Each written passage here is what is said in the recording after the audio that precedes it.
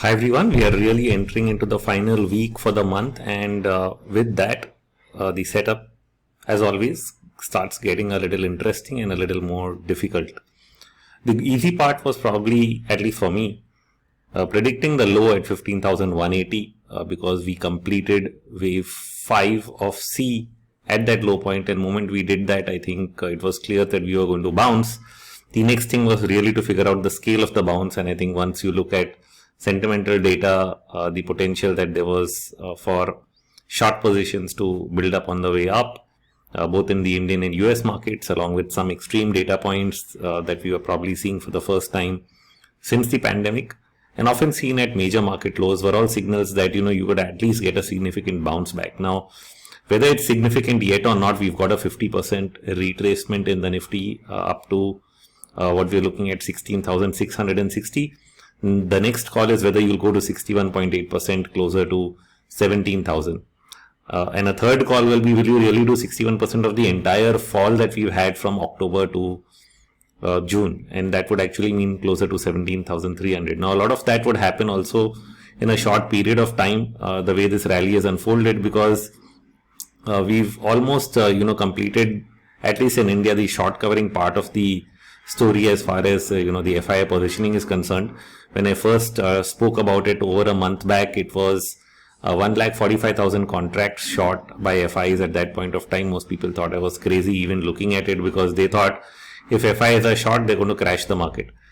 So that's just not being a student of history. There's a level at which that is true, and then there's a level at which it results in a trend reversal. So you have to always look at sentiment data along with your relative analysis, because that's the whole point of studying sentiment. It was never a standalone study. You had to do it with the technical picture overall.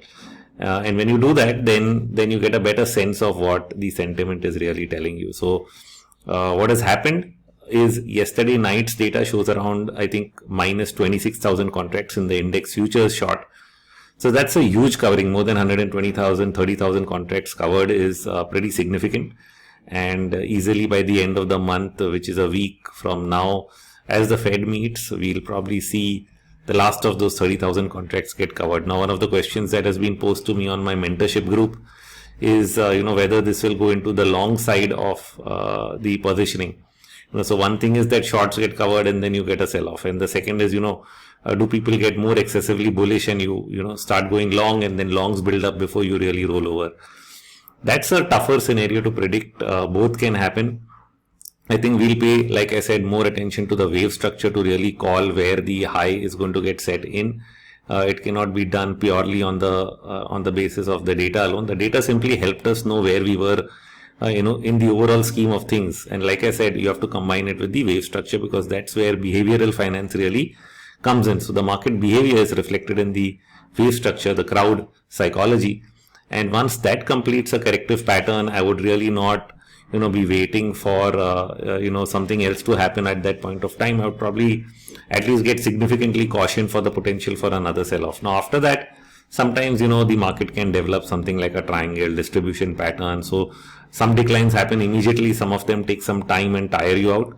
That's a completely different game. And so if it tries to tire you out, yes, long positions will continue to build at the top end of the range. Even as, the market is in distribution phase. So that's just how psychology behaves. So we'll have to, fine tune and monitor that on a day-to-day basis. Everything cannot be known in advance. What we could judge is that you got a bottom, you'd get a retracement, you got that. Now from here, judging the next part is going to be a day-to-day study of, how the structure unfolds. What I can say is that in terms of a complex corrective pattern, it doesn't still look complete. There could be some short-term volatility, a dip maybe of 100, 200 points, and then a further extension to the upside before we are done. And that can get us either to 17,000 or higher before it's over. So that's the general sense. But in terms of how fast it will happen, will it result in a distributive phase? Will long positions extend to themselves? Those are answers you cannot have, and you have to just monitor and see how it goes on a day-to-day basis. So at least, so that was a good trade. The next one won't be so easy, because, you don't always get extreme data points at both ends of the curve. But what you do get is, if you study a little bit of history, you can sense, where all previous highs of bear market rallies occur based on indicators and setups. And you can take a sense of, you have reached the fag end of this, and now you need to really move to the other side. And if you don't get an immediate move, then you should always consider position sizing, something that I've probably emphasized a lot in recent videos, especially when the markets zigzagged and some views go short term right and wrong. I always emphasize the idea of position sizing, that you don't put all the bet on the table at once. It's similar to playing a game of poker. In round one, you only throw 2 chips in, and then you judge the scenario, and then you throw 2 more. As you continue to judge the scenario, you raise your bets or you back off from your bets. So that's something very similar that you have to actually do in trading. Is that once something is complete, the structure says, okay, it's time. Then you probably start with your initial bets. You don't necessarily have to go all in. The initial bets actually get you positioned and mentally and psychologically ready for what is coming. But what actually transpires after that is, do you get a confirmation in terms of price momentum itself to add to that trade?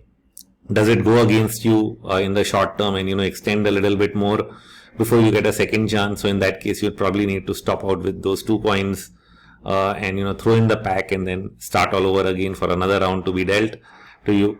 And that really works much better, because if you're only playing with 2 coins at a time, the loss that you'll make will get significantly minimized.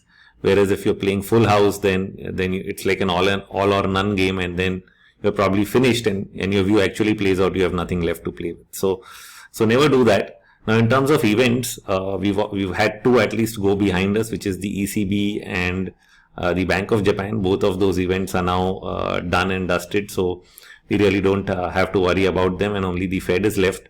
And what they did is important, because we are pretty much trying to find the top in the dollar, because that would provide significant support to markets. I think a short-term top was done.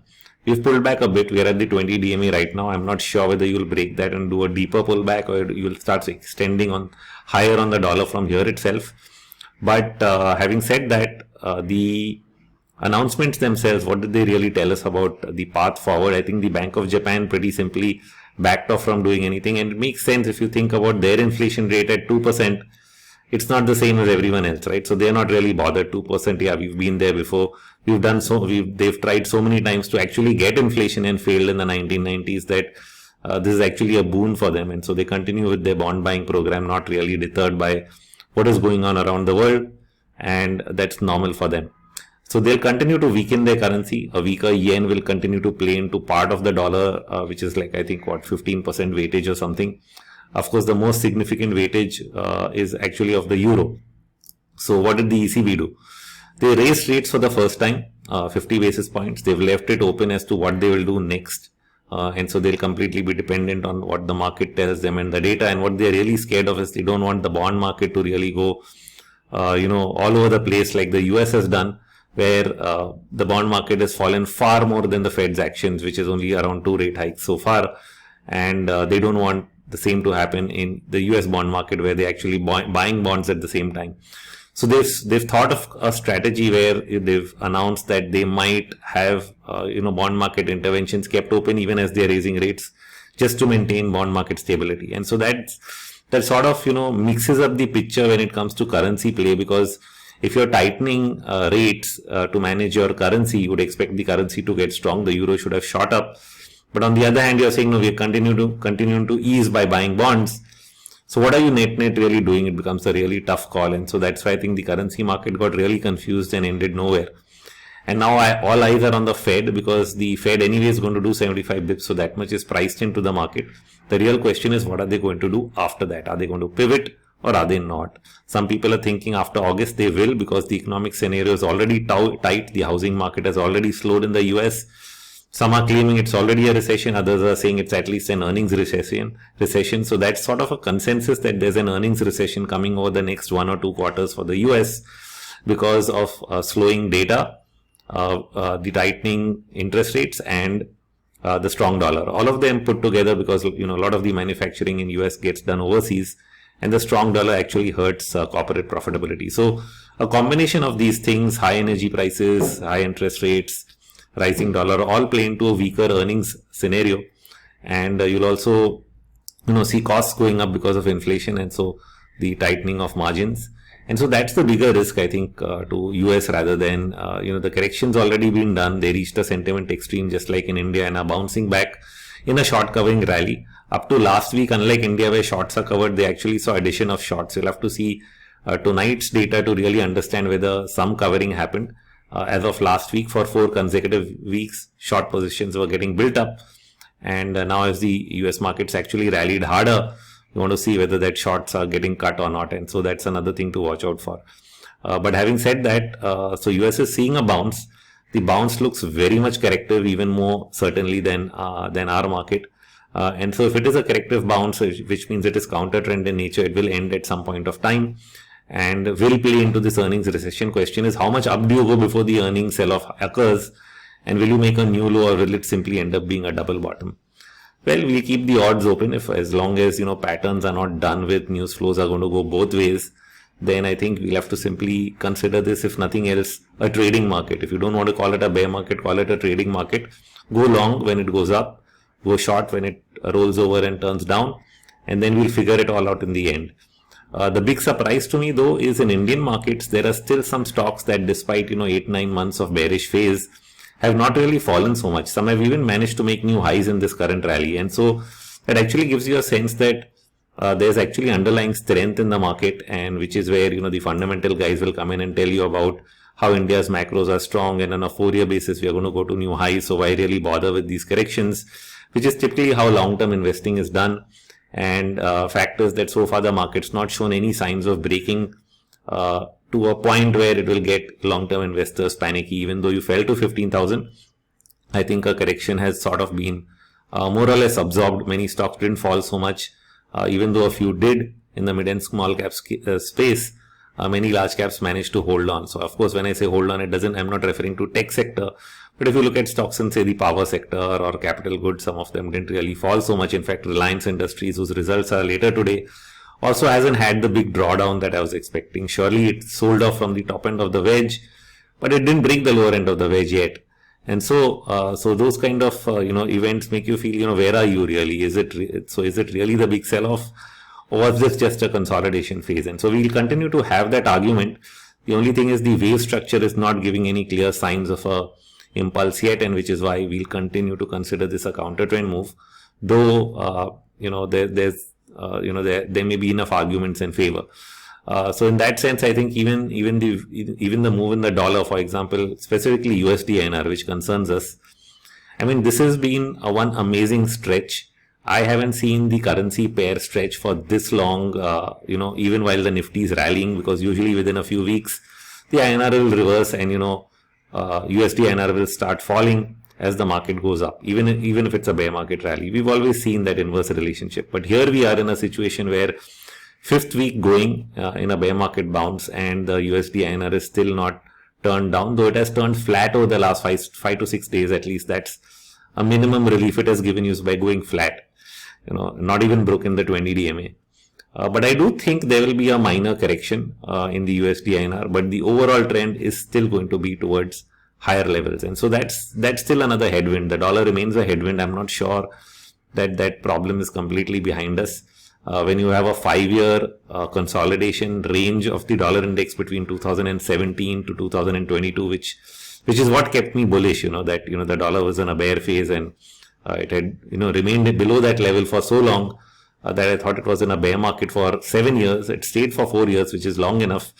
But now it's broken out of that. And when you get this kind of a breakout, can you say it's over within a matter of months? And so that's my other counter argument to all the people thinking the dollar spike is a dollar top, is that this is a major breakout as well.